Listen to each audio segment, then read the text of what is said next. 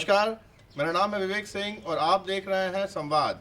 संवाद में आज हम भारतीय अर्थतंत्र से जुड़े रियल एस्टेट सेक्टर पर बड़ी सरल भाषा में बात करेंगे। कुछ ऐसी भाषा जो आम आदमी को समझ में आ सके। हमारे साथ इस विषय पर चर्चा करने के लिए आज चेतन भाई हैं, जो हमारे साथ इस पूरे रियल एस्टेट जो कोविड-19 के बाद जो रियल एस्टेट में जो होने वाला है और जो संभावना है उस पर चर्चा करेंगे। सर, मेरा सवाल आपसे पहला कि आज भारतीय अर्थतंत्र में रियल एस्टेट सेक्टर की जो कंट्रीब्यूशन है वो 7% के लगभग है और पूर्वानुमान कुछ ऐसे थे कि अगर यही परिस्थिति जारी रही तो 13% जीडीपी का हम भाग बन पाएंगे। बट ये कोविड-19 के बाद जो होगा उससे आपको लगता है कि हम ये पॉसिबल हो पाएगा रियल एस्टेट के लिए? मेरा मानना ऐसा है कि 7% हमारा परसेंटेज में अगर आप देखते हो तो जीडीपी का 7% रियल एस्टेट सेक्टर का होता है कंट्रीब्यूशन। मगर जब जीडीपी में भी थोड़ी बहुत सिकुड़ेगी, कम हो जाएगी जीडीपी, तो हमारा जो रियल एस्टेट का जो परसेंटेज के टर्म्स में अगर हम बात करेंगे तो वो तो शायद उतना ही रहेगा, 1 और 2% ईयर हो सकता है। मगर कोई मेजर चेंज मुझे नहीं लगता आएगा, क्योंकि मेजॉरिटी जो हमारा हाउसिंग सेक्टर है वो कंट्रीब्यूट करता है, तो उसमें उतना रिडक्शन नहीं आएगा। खास करके जो अफोर्डेबल सेगमेंट है उसकी वजह से जो 7% है वो तो रहेगा। अभी 7 का जो 13% होना है उसमें हो सकता है कि हम शायद वो स्पीड में नहीं जा सके, मगर जो प्रधानमंत्री आवास योजना के अंतर्गत जो अभी कंस्ट्रक्शन हो रहा है तो ये तो सारा जारी रहेगा। प्लस हमारे देश में लोगों को घर की तो ज़रूरत है ही है, और अभी जो ये कोविड की वजह से लोगों को खुद का घर होना वो और भी ज़रूरी हो गया है। तो ये सब रीज़न की वजह से मैं नहीं मानता हूँ कि रियल एस्टेट सेक्टर पीछे पड़ेगा या कम हो जाएगा। हो सकता है एक टेम्पररी जो सेटबैक है कोविड की वजह से, जॉब लॉस की वजह से थोड़ी इकोनॉमी श्रिंक हुई, तो कुछ एक सेगमेंट ऐसा रहेगा कि जिनका परचेजिंग पावर थोड़ा कम हो जाता है। सर, आगे बात करते हैं। जैसे कि अगर महानगर और जो हिंदुस्तान के 7 बड़े शहर हैं वहाँ पर अगर अनसोल्ड इन्वेंट्री देखी जाए तो इस वक्त अनसोल्ड इन्वेंट्री तकरीबन 6,73,000 यूनिट्स की है और ये अनसोल्ड इन्वेंट्री अगले 3 या 4 महीने तक और रहेगी, तो वो पैसा मार्केट में आने में समय रहेगा।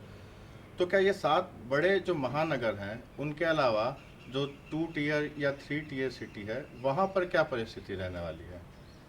देखिए, महानगरों में भी और 2 टीयर 3 टीयर सिटीज़ में भी जो अफोर्डेबल सेगमेंट है वहाँ तो मूवमेंट रहेगा ही रहेगा। वहाँ लोगों की जो रिक्वायरमेंट है वो रहेगी। हो सकता है कि जो लग्जरी सेगमेंट है उसमें कुछ लोगों ने पोस्टपोन किया हो, मगर रियल एस्टेट सेक्टर लास्ट 4-5 साल से थोड़ा रिसेशन में ही जा रहा है, तो इसकी वजह से, और इन्वेंट्री काफ़ी ज़्यादा है, तो इसकी वजह से प्राइस जो है वो तो अंडर प्रेशर है। और ये प्राइस अभी और ज़्यादा नीचे नहीं जा सकता है, क्योंकि एक भी डेवलपर ऐसा नहीं है कि जो ऐसा बोलेगा कि ये प्राइस में प्रॉफिट होता है। मैं यहाँ पर एक चीज़ ऐड करना चाहूँगा कि नोटबंदी के बाद भारत सरकार ने काफ़ी सब्सिडीज जाहिर की और उसके बाद कई ऐसे स्टेप्स लिए गए।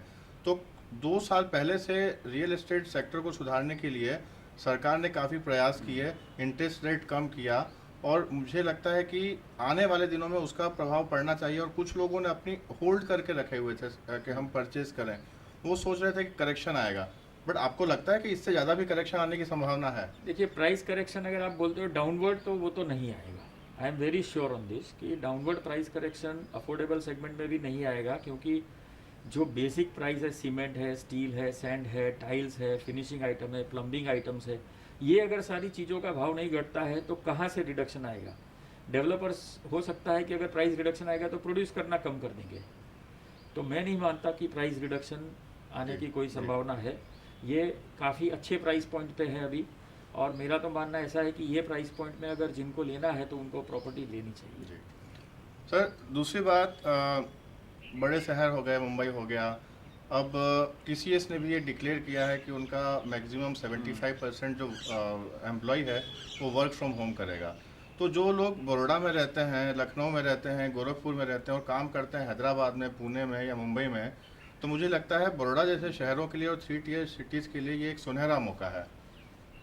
बिल्कुल सही बात है आपकी कि ये बहुत ही सुनहरा मौका है, और इसकी वजह से भी एक लेवलाइजेशन, इक्वलाइजेशन हो जाएगा। अभी क्या था पहले कि मुझे एक बड़े सिटी में ही रहना है, अभी ऐसा कुछ नहीं है। अभी आप बड़ौदा में रहो, अहमदाबाद में रहो, या आप लखनऊ में रहो या भुवनेश्वर में रहो, कहीं भी रहकर आप जी। किसी भी अच्छी कंपनी के लिए, बड़ी कंपनी के लिए, इंडिया की कंपनी के लिए या इवन बाहर की कंपनी के लिए काम कर सकते हो।